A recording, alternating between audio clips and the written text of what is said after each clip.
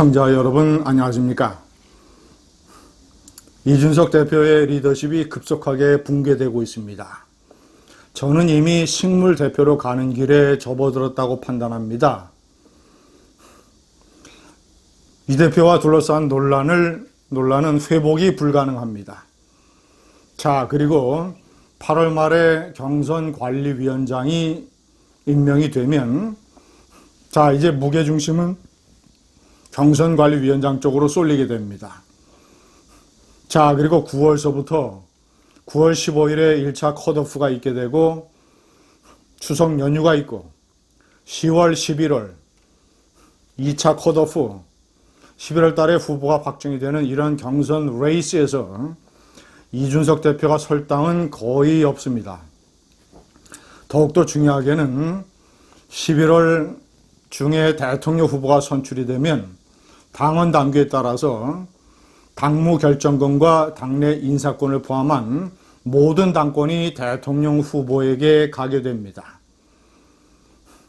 자, 그러면 대통령 후보를 중심으로 선대위가 구성이 되고 이준석 당대표가 만약에 그때까지 명주를 보존한다면 형식상의 공동선대위원장이나 이런 거를 맡아서 뒷방 늙은이가 아니라 뒷방 젊은이 아주 제한된 역할을 하게 될 것입니다. 자, 그리고 내년 3월 9일 대통령 선거가 끝나면 만약에 패하면 이준석 당대표 지도부는 와해될 것이고 저는 설사 만약에 승리해서 새로운 우파 후보가 대통령이 된다 하더라도 분위기 쇄신을 위해서 당정 간의 협조, 당정이라고 하는 쌍두마차의 재정비를 위해서 이미 식물 대표 리더십을 상실한 이준석 대표를 바꾸고 새로운 전당대회를 열어서 신임 지도부를 구성할 가능성이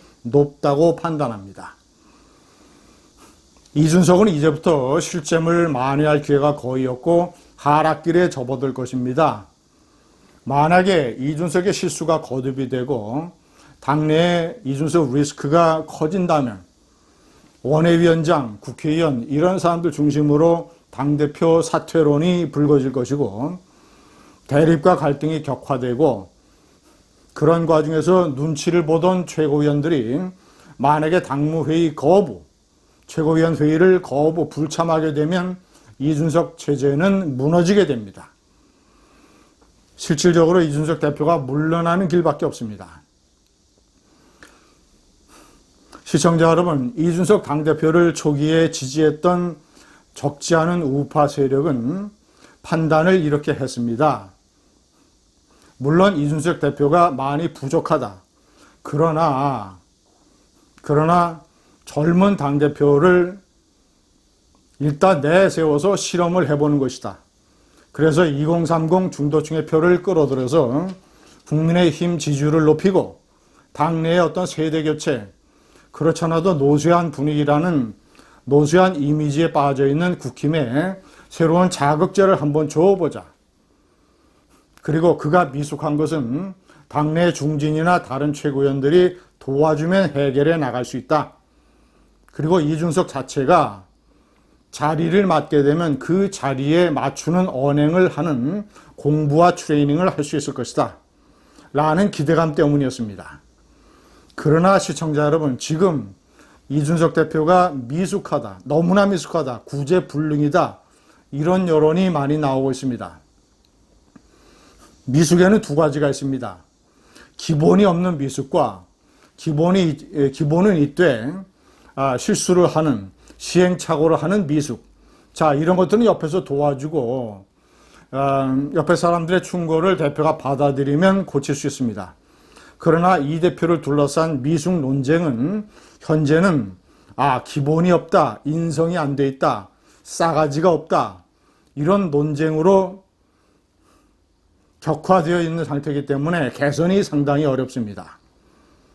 제가 1번에 명기한 대로 저는 당내 주요 인사들이 서로 어떤 대화를 나누고 있는가, 어떤 카톡을 나누고 있는가 이런 거를 접해볼 기회가 꽤 있습니다. 제가 그것을 공개하지 않는 것뿐입니다. 그런 대화 내용을 보면 싸가지라는 말이 많이 등장합니다. 유준석 대표가 싸가지가 없다. 그런데 걱정이 된다. 안 바뀔 것이다. 아무리 충고를 해도 안 바뀔 것이다. 싸가지가 없는 기본 인성은 안 바뀐다. 이런 식의 얘기들이 많습니다. 중립적인 위치에 있는 인사들도 그렇게 얘기를 하고, 제가 여러분들에게 공개하면 깜짝 놀랄 높은 위치에 있는 인사도 그런 거를 걱정을 합니다. 두 번째, 정치적인 언어를 모릅니다. 대표의 언어는 일반 당원이나 시사평론가의 언어와 달라야 됩니다. 정치를 하는 상대방에게 여지를 남겨두고 퇴로를 만들어주고, 그래서 원죄적으로 자신이 안철수 대표에게 잘못한 병신이라는 욕을 한 잘못이 있으니까 자, 그런 것도 점잖게 사과하고, 안철수의 국민의당이 무리한 요구를 하는 것은 사실이지만 그래도 그들에게 숨쉴 공간을 만들어주는 정치적인 언어를 할 줄 아는 당대표. 지지율 1위 윤석열 총장에게 나중에 뿅 하고 나타난다고 해서 당원들이 지지하겠는가? 이렇게 아주 품격 없는 조롱하는 윤석열의 무게를 깎아내리는 이런 언어들이든가, 정치적인 언어를 할 줄 모르는. 자, 이번에 세 번째. 자, 가장 기본적으로 무슨 당대표가 전화통화를 녹음을 합니까? 성숙한 일반 당원들도 이런 짓은 안 합니다. 국회의원이나 원외 당협위원장도 이런 짓은 안 합니다. 당대표가 무슨 음식점 사장입니까? 예약 전화를 전부 다 녹음을 해서 나중에 기록을 하는 음식점 사장도 아니고, 대선 주자와의 통화를 녹음을 하면, 윤석열 총장 후보와의 통화를 녹음을 하면 어떤 국회의원, 어떤 당협위원장, 어떤 대선 주자가 마음 놓고 이준석에게 전화를 하겠습니까? 조심조심 이렇게 하는 통화는 그 사람의 진심을 모르고 당내의 진정한 여론을 수렴하는 데 장애가 있습니다. 무슨 통화 녹음을 하고 그것을 공개한다, 녹취록을 전부 다 공개해라. 네 번째, 대선 주자와 통화하면서 다른 주자를 공격하고 있습니다. 중립을 지켜야 된다는 기초가 안 돼 있습니다. 그 문제가 된 원희룡 지사와의 통화 내용을 보면 이준석 대표가 공개한 녹취록에 따른다고 하더라도, 저는 지금 초기에 제가 봤을 때는 지금 저쪽에서 입당 과정에서도 그렇게 해가지고 입당 때 자신이 없는 날에 입당을 한 것을 기분 나쁘게 생각하는 것이죠. 이제 세게 얘기하는 거지.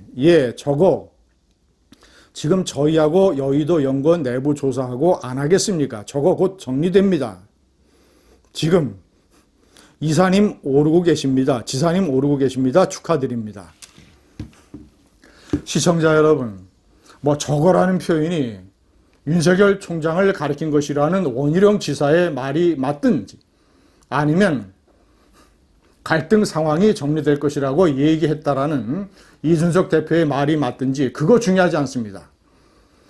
중요한 것은 다른 원희룡 대선 주자와 통화해서 윤석열 대선 주자에 대한 극도의 비호감을 노골적으로 나타냈다라는 것, 그리고 여의도 연구원에서 대선 주자의 지지율을 공개하는 것을 조사하는 것을 왜 공개합니까?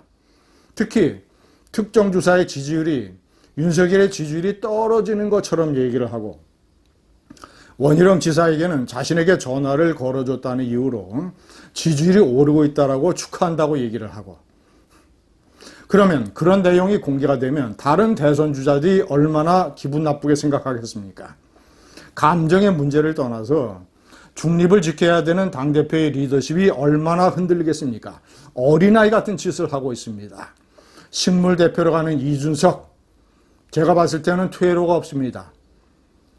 국민의힘 우파 세력의 최대 리스크 이준석. 상황이 악화되면, 이준석의 이런 실수가 반복이 되면, 개선이 안 되면 이준석 사퇴운동이 벌어질 것입니다. 감사합니다.